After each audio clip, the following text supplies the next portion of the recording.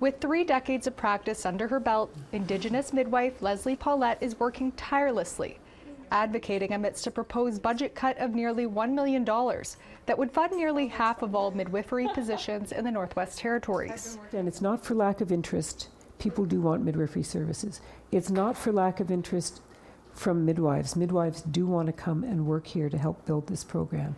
But there have been systemic barriers that have resulted in midwives really feeling not supported to implement the program the way, in many cases, they know how to do because they've done it before. The proposed cuts affect 4 practitioner positions serving Yellowknife, Beshko, Dilo, and Detta, a territorial manager position, and a senior midwifery consultant within the Department of Health and Social Services.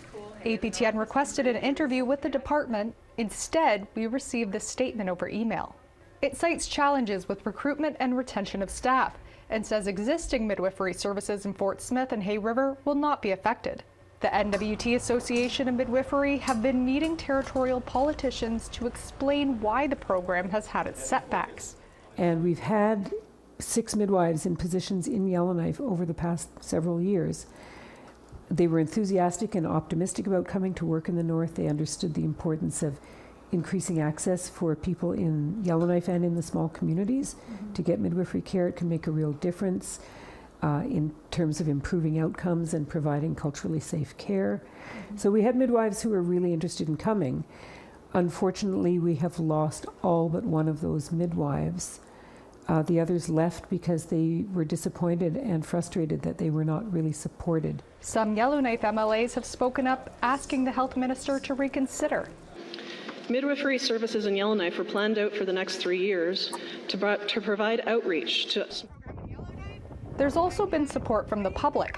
On May 31st, a rally was held in Fort Smith and Yellowknife, and public testimonials have been circulating online, especially around the impact birth workers have on continuity of care and how Indigenous midwives can help reclaim traditional practices around birth.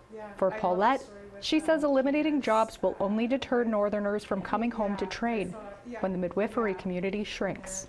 The focus is not on just serving Yellowknife, it's on creating a strong core and a presence of midwifery in the Territorial Referral Centre, but being able to reach out to communities and regions and being able to welcome clients from those smaller communities when they come to Yellowknife, to give them that option. Would you like to try midwifery care when you're here? You know, what can we do to support you?